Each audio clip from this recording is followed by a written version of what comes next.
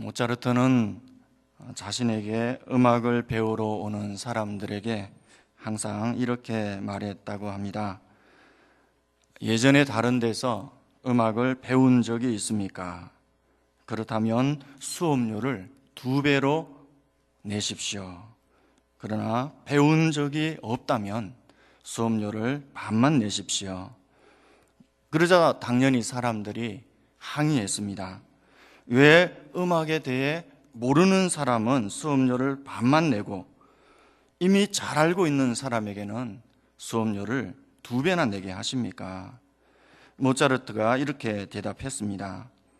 음악을 배운 사람은 오히려 그렇지 못한 사람보다 잘못 알고 있는 부분이 더 많기에 그것을 없애려면 내가 더 많은 수고를 해야 되니까 2배를 받는 것이고, 음악을 모르는 사람은 처음부터 내가 원하는 대로 가르칠 수 있으니까 노력이 적게 들어 반만 받아도 되는 것입니다. 그렇게 말했다는 것입니다. 목회를 하는 목회자들이 가장 힘들어하는 것 중에 하나는 사람을 바꾸기가 참 어렵다는 것입니다.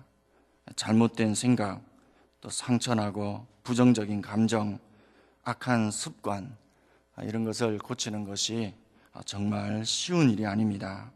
이미 우리 안에 뿌리를 깊이 내리고 있기 때문입니다. 우리 모두는 살아오면서 경험적으로 사람을 바꾼다는 것이, 변화시킨다는 것이 얼마나 어려운 일인지 잘 알고 있습니다.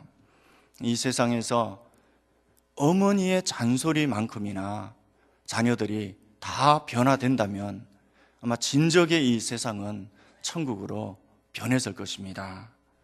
그런데 가만 보게 되면 작년에 했던 잔소리 올해 또 하고, 올해 했던 잔소리 내년에도 또 하는 것을 보게 되면 제품 상태가 별로 나아진 것이 없고 그 잔소리가 별 효과가 없었다는 것을 우리가 알 수 있습니다.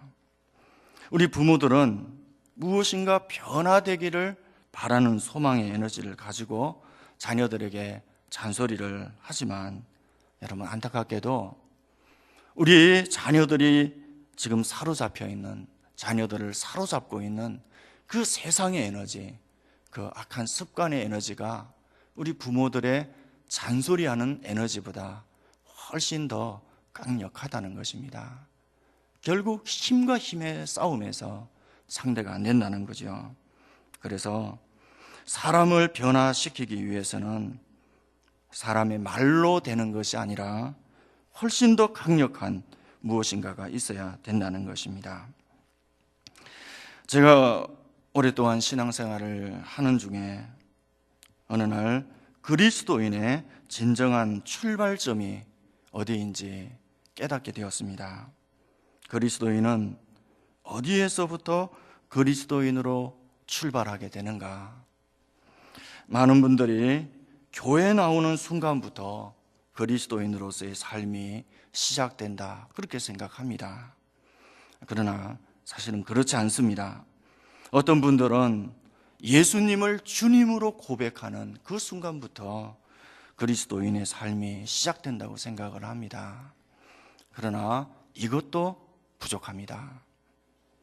그리스도인으로서의 진정한 출발은 십자가에서 내가 주님과 함께 죽었음을 받아들이는 순간부터 시작됩니다.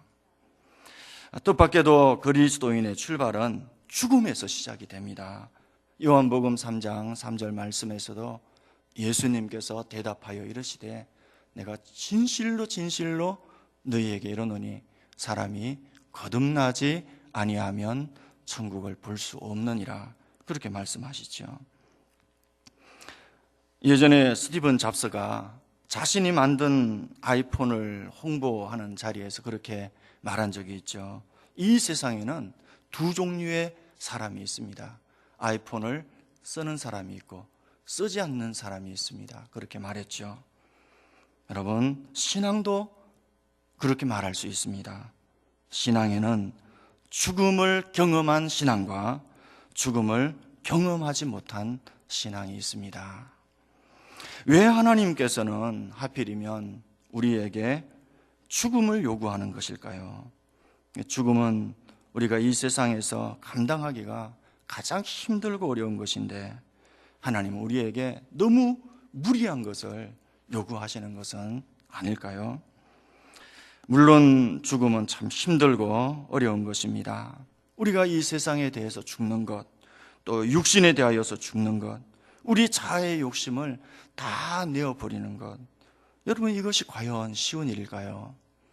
참 어려운 일입니다.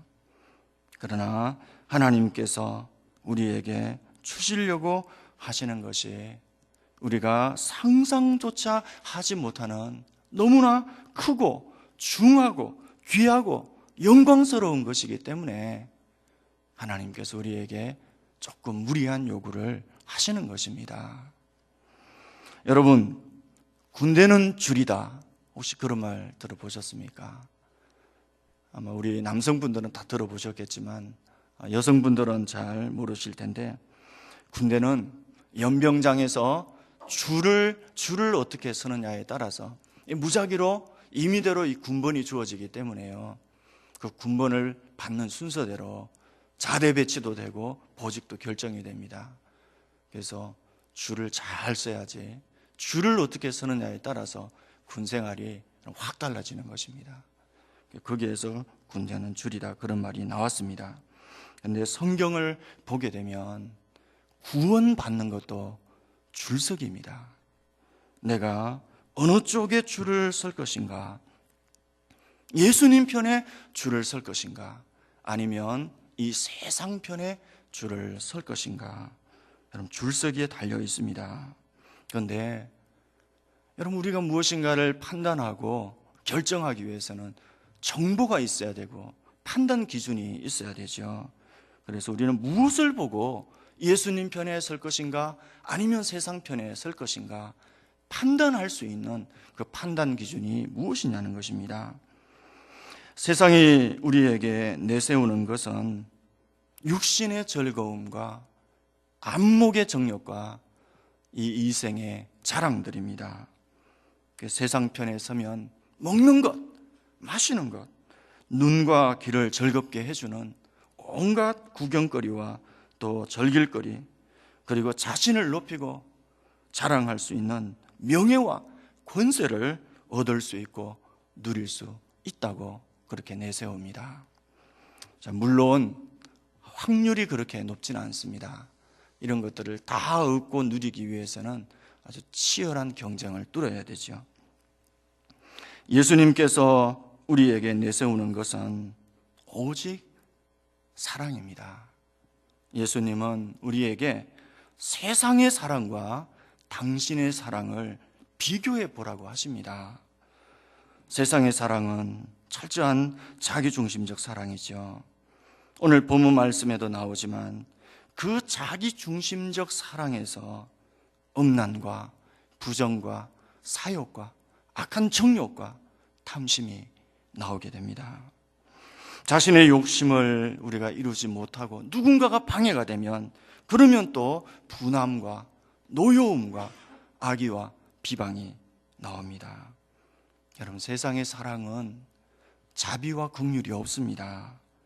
비판과 정죄와 심판이 있습니다. 그리고 남을 짓밟기 위한 그런 많은 업무와 모략이 이 세상에 지금 판치고 있습니다. 자비와 용서는 없고 모든 허물을 덜추어내고 또 매장시켜 버리죠. 그리고 겉으로 드러나는 모습은 예의와 교양을 갖추고 있지만 진정으로 하나님과 사람들을 향한 그런 겸손과 온유는 찾아볼 수 없습니다. 그러나 예수님의 사랑은 철저한 하나님과 이웃 중심적 사랑입니다. 예수님께서 통치하는 하나님의 나라는 오직 섬기는 곳이죠. 그곳에는 서로에 대한 섬김과 희생과 헌신이 있습니다. 예수님 우리에게 이렇게 말씀하십니다. 나와 내 나라 백성들은 서로를 위해서라면 생명까지도 내줄 수 있단다. 그곳에는 진정한 자비와 긍휼과 오래 참음과 겸손과 온유함이 넘치는 곳입니다.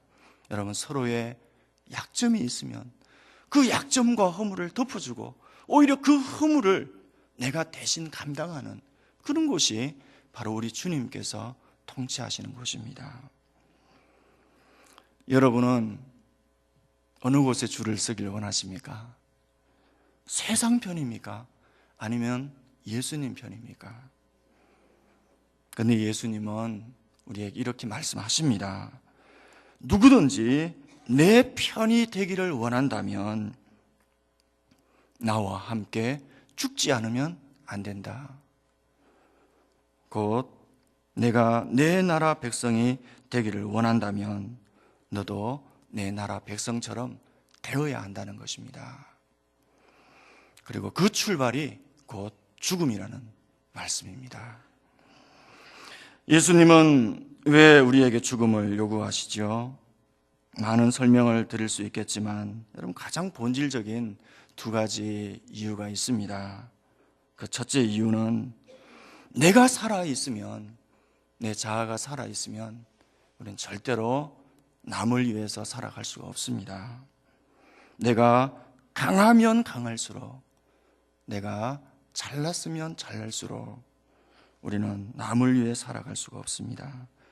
오직 내 시간도, 물질도, 건강도, 지식도, 경험도 결국 나 자신을 위해서 다 사용하게 될 것입니다. 여러분, 내가 살아있는 한은 우리는 절대로 천국에 합당한 사람이 될 수 없습니다. 그것이 첫 번째 이유입니다. 그리고 둘째 이유는 내가 죽어야 우리는 비로소 깨끗하고 투명한 사랑을 할 수 있습니다. 여러분, 이 세상에서 가장 깨끗하고 가장 정결하고 가장 투명한 사랑이 어떤 사랑일까요? 바로 그 사랑은 자기가 없는 사랑, 곧 우리가 흔히 쓰는 말로 사심이 없는 사랑입니다. 그런데 우리 사람은 사심이 없는 사랑을 할 수가 없습니다.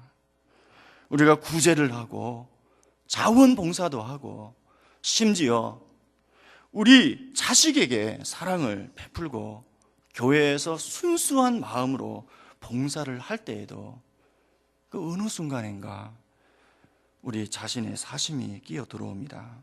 그래서 그렇게 애지중지 자식을 길렀는데 자식이 그 부모의 속을 알아주지 못하면 자식에게 대해서도 섭섭한 마음이 생깁니다. 그리고 내가 그렇게 최선을 다해서 교회를 섬기고 봉사했는데 목사님이 알아주지 못하면, 않으면 또 섭섭한 마음이 생깁니다. 하나님의 사랑은 그런 사랑이 아닙니다. 하나님은 점과 흠이 없는 온전한 사랑을 하시고 우리에게도 그런 사랑을 원하십니다. 그래서 고린도전서 13장 3절 말씀에 내게 있는 모든 것으로 구제하고 또 내 몸을 불사르게 내어 줄지라도 사랑이 없으면 내게 아무 유익이 없느니라. 여러분, 이 고린도전서 13장에 나오는 사랑은 일반적인 사랑의 정의를 말하는 것이 아닙니다. 여기에 나오는 모든 사랑은 하나님의 성품을 말하고 하나님의 사랑의 속성을 우리에게 가르쳐 주는 것입니다. 그래서 우리가 겉으로는 모든 것으로 구제하고 심지어 몸을 불사르게 내어 줄지라도 거기에 나의 자아가 섞여 들어가고 사심이 들어가면 그 사랑은 하나님께서 받으시는 사랑이 될 수 없다는 것입니다. 로마서 8장 7절 8절 말씀도 같은 맥락의 말씀입니다. 육신의 생각은 하나님과 원수가 되나니 이는 하나님의 법에 굴복하지 아니할 뿐 아니라 할 수도 없음이라. 육신에 있는 자들은 하나님을 기쁘시게 할 수 없느니라.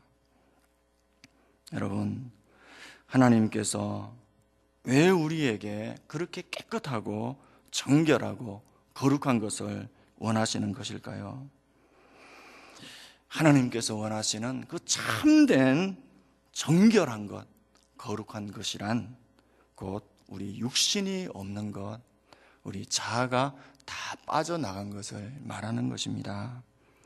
지난번에도 한번 말씀을 드린 대로 성경이 말하는 육신은 곧 우리의 자아를 말하는 것입니다.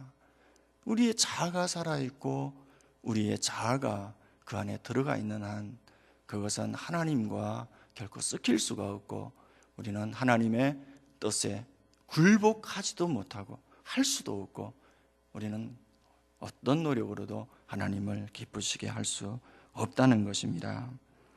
벌써 한 점이라도 우리의 사심이 들어가면 하나님은 그것을 기뻐하지 아니하시고 그것을 온전한 번제로 받지 아니하십니다. 레위기에는 번제의 원칙이 나오죠. 그럼 번제는 하나님께서 기뻐 받으시는 번제는 온전히 태워서 드리는 것입니다. 온전히 태우지 않으면 단 한 점의 살점이라도 남아있으면 하나님께서는 그 번제를 기뻐 받으시지 않습니다. 그것이 우리가 섬기는 하나님의 속성이고 앞으로 우리가 들어가서 영원히 살게 될 천국의 속성입니다. 그래서 그리스도인의 출발은 죽음에서 시작되는 것입니다. 내가 죽지 않으면 나는 그리스도의 사람도 아니고 하나님의 백성도 될 수가 없습니다. 그렇다면 이제 현실적이고 실제적인 문제를 한번 생각해 보겠습니다. 그렇다면 내가 과연 죽겠다고 해서 그렇게 결심하고 노력한다고 해서 실제로 나의 자아를 죽일 수 있는가 하는 문제입니다. 지금 여기 계시는 분들 중에 그동안 신앙생활 해오시면서 자아를 죽이기 위해서, 자아를 죽여보기 위해서 한번 몸부림 쳐보지 않은 사람이 누가 있겠습니까? 분명 여러분들도 많은 기도와 많은 회개와 많은 갈등이 있었을 것입니다. 그럼에도 여전히 어려움이 남아있겠죠. 우리가 이 문제를 해결하기 위해서는 모든 성경의 해답을 드릴 수는 없지만 몇 가지 지침을 드릴 수 있고 여러분 기억할 필요가 있습니다. 그 첫째는 실제로 우리가 나의 자아가 죽었는가 그렇지 않은가를 따지기 이전에 먼저 선행되어야 될 것이 나의 선택부터 분명히 하는 것입니다. 즉 나는 어디 편인가? 어디에 속해 있는가? 나는 세상의 편에 서 있는가? 아니면 예수님 편에 서 있는가? 그 부분부터 우리가 명확하게 해야 된다는 것이죠. 성경은 이것을 믿음이라고 표현합니다. 즉 나의 현실은 아직 나의 자아가 버젓이 살아있지만 나는 틀림없이 예수 그리스도와 함께 십자가에 죽었다. 나는 그래서 절대 세상 편이 아니고 예수님 편이다. 심지어 지구가 거꾸로 돌아도 나는 틀림없이 예수님 편이다. 여러분, 이런 확고한 믿음의 선택이 우리에게 꼭 필요합니다. 왜냐하면 여러분 실제로 자아가 죽는다는 것은 많은 시간이 필요하고 또 하나님의 진리 말씀에 대한 많은 깨달음도 필요하고 성령님의 많은 연단과 은혜도 필요하고 또 많은 실패와 시행착오도 필요합니다. 결국은 우리 육신이 오랜 세월 동안 이렇게 자라온 것처럼 여러분 영도 마찬가지입니다. 우리가 거듭나서 하나님을 섬기고 하나님을 알아가고 하나님을 닮아가는 그 영이 자라나는 데에도 많은 시간이 필요하다는 거죠. 자아를 죽인다는 것은 여러분 현실적으로는 결국 영과 자아의 힘싸움입니다. 영과 자아가 힘겨루기를 해서 영이 이길 때 비로소 그 자아를 우리가 죽일 수 있습니다. 여러분, 자아를 죽일 수 있는 유일한 힘, 유일한 방법은 우리 안에 있는 우리의 성령님께서 함께 하시는 우리 영밖에 없습니다. 근데 영이 자아를 죽일 수 있을 만큼 장성했다는 것은요, 진리 말씀이 이제는 내 생각 속에 깊이 뿌리를 박아서 나의 모든 생각을 그 진리의 말씀이 이제는 다 통제한다는 것입니다. 이제는 내가 생각 자체를 주님의 진리 말씀으로 하게 된다는 것이고요.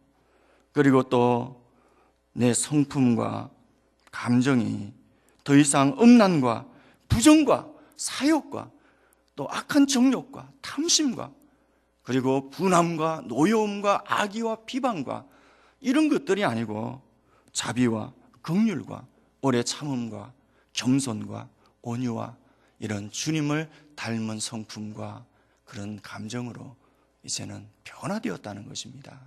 그래서 내 모든 말과 삶의 열매가 내 모든 삶의 자리에서 이제는 하나님의 정의와 그리고 사랑과 섬김의 열매를 맺게 되었다는 것입니다.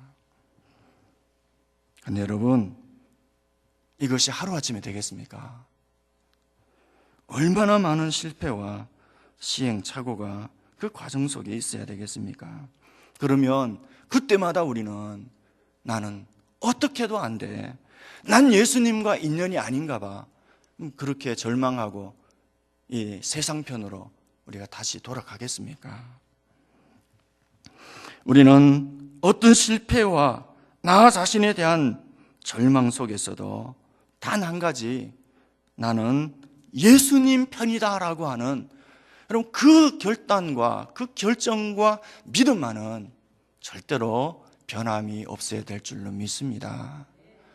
여러분, 이 결정과 선택이 먼저 우리에게 있어야 됩니다. 그 다음 두 번째 지침은 나의 자아가 왜 죽어야 되는지, 내가 왜 자아를 죽여야 하는지 그 이유를 분명하고 확고하게 깨닫는 것입니다. 여러분, 우리가 어떤 일을 하든지 목적을 분명히 하고 하는 일과 그렇지 못하고 모호하게 하는 일은 큰 차이가 있습니다. 그 결과에서 많은 차이를 가져옵니다. 어떤 분들은 자아가 죽어야 된다는 것을 꼭 윤리 도덕적으로 생각하시는 분들이 있습니다. 내가 예수를 믿고 이제 기독교인이 되었으니까 뭔가 좀 나아져야 되지 않겠는가. 그래서 욕심도 이제 좀 덜 부리고 혈기도 좀 덜 부리고 거짓말도 좀 덜 하고, 자, 그런 성격으로 이 자아를 죽이는 의미를 생각한다는 거죠. 그러나 결코 여러분, 그런 것이 아닙니다. 그런 차원이 아닙니다. 우리의 자아가 죽고 안 죽고는 그런 간단한 문제가 아니라 우리의 영원한 운명이 달려있는 문제입니다. 여러분, 이 일이 우리의 믿음 생활에 있어서 얼마나 심각한 문제인가를 우리가 절박하게 느끼는 것이 중요합니다.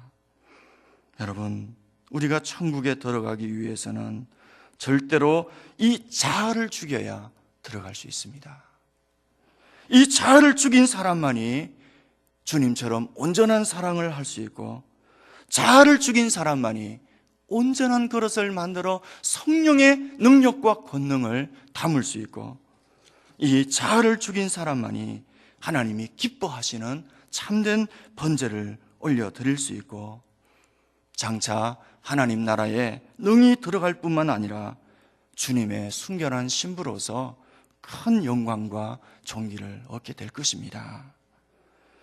여러분, 주님의 십자가의 길은요, 자아를 죽이지 못하면 절대로 걸어갈 수 없는 길입니다. 그 다음 세 번째 지침은 이 자아를 죽이는 일은 결코 나의 힘과 노력만으로는 안 되기 때문에 여러분, 하나님과 우리의 협력 사역이 있어야 됩니다. 여러분, 절대로 자아를 죽이는 일은 우리 힘만으로 안 됩니다. 하나님께서 우리를 도와주십니다. 그런데 하나님께서 하시는 일과 내가 해야 할 일을 우린 잘 구분하는 지혜가 필요합니다.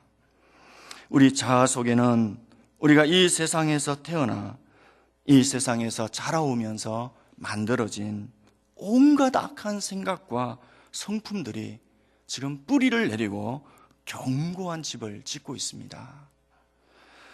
이것들 중에 어떤 것은 내가 아무리 노력해도 정말 떨쳐버릴 수 없는 그런 것들이 있습니다. 여러분, 그건 각 사람마다 다릅니다. 그러나 우리 스스로는 알고 있죠. 한 가지 예를 들어, 우리는 배너라고 하는 영화를 여러분 잘 알고 계시죠. 세계 영화사에서 정말 명작 중에 명작이고 우리 그리스도인들에게도 너무나 은혜가 되는 그런 영화입니다. 그 줄거리가 이렇습니다. 유다 배너는 매우 부유한 집안에서 태어나서 행복하게 살아갑니다. 그런데 어느 날 예루살렘에 로마 총독이 들어와서 행군을 하게 되는데, 이 배너의 여동생이 실수를 해서 기왓장 하나가 이 총독의 머리에 떨어지는 바람에 총독 살해에 의심을 사게 되고, 이 일로 예루살렘의 사령관으로 와 있던 이 배너의 둘도 없는 친구 마살라가 배너는 노예로 만들어서 노예선으로 보내버리고, 그 여동생과 어머니는 감옥으로 보내서 거기서 4년 만에 이 문둥병 환자가 됩니다. 이 배너가 막 노예선을 타기 전에 지금 너무나 목이 말라서 거의 죽을 지경에 있는데, 이때 예수님을 만나게 되고 예수님이 주는 물을 마신 다음부터 배너는 이상하게 길이 열려지게 됩니다. 그가 노예선을 탔는데 이 배에 로마의 엄청난 권력자 호민관 아리우스가 타게 됩니다. 그리고 그와 배너가 인연이 닿게 되고, 노예는 전쟁이 날 때 도망가면 안 되니까 발에 이 쇠사슬을 차고 그렇게 노를 젓게 되는데, 이 아리우스가 전쟁이 일어나기 바로 직전에 41번의 쇠사슬을 풀어주라고 명령합니다. 이렇게 전쟁이 나고 노를 젓는데 그만 이 아리우스가 탄 배가 침몰하게 되죠. 아리우스는 자기가 전쟁에서 패배한 줄로 생각하고 자기도 물에 뛰어들어서 자살을 하려고 합니다. 그때 쇠사슬을 풀고 탈출한 이 배너가 그를 물에서 건져주고, 그러나 다시 물에 뛰어들어 자살을 하려고 하는 이 호민관 아리우스를 설득해서 결국 그를 살려주게 됩니다. 자, 그러다가 이윽고 로마 함선이 와서 구조를 받게 되는데, 알고 보니까 이 아리우스의 배만 침몰하고 그가 전쟁에서 대성을 거두게 되었다는 것입니다. 이렇게 배너가 아리우스와 함께 로마로 개선 장군이 되어서 들어오게 되고, 거기서 황제를 만나고, 그는 이제 아리우스의 아들이 되어서 아리우스 2세가 됩니다. 그리고 이제 당당하게 예루살렘으로 들어가게 됩니다. 이때 배너는 큰 증오심을 가지고 자기 친구 마살라를 찾아가서 내 동생과 어머니를 찾아내라, 그렇지 않으면 가만두지 않겠다고 이를 갈면서 그렇게 마살라를 위협하죠. 그리고 며칠 후에 이 영화의 하이라이트가 되는 예루살렘 전차 경기가 벌어지게 됩니다. 이 전차 경기에서 그를 죽이려고 하던 친구 마살라가 오히려 피투성이가 돼서 죽게 되고, 그가 이 죽기 직전 이제 그의 여동생과 어머니의 행방을 말해줘서 배너는 문둥병자가 된 어머니와 여동생을 드디어 만나게 됩니다. 그런데 여동생과 어머니는 이미 문둥병으로 거의 죽음 직전에 다다라 있습니다. 이제 배너는 마지막 소망으로 예수님의 소식을 듣고 어머니와 동생을 데리고 예수님을 찾아가게 되는데, 근데 그날이 바로 예수님께서 십자가에 못 박히시는 날입니다. 예수님이 십자가를 지고 가시다가 쓰러진 자리에서 베드로는 예수님께 물을 그릇에 담아 드리면서 놀라운 경험을 하게 됩니다. 5년 전에 자기에게 물을 떠준 그분이 바로 예수님이었던 것입니다. 그리고 예수님이 십자가에 못 박히시는 순간 여동생과 어머니는 문둥병이 다 떠나가고 깨끗하게 나음을 받지요.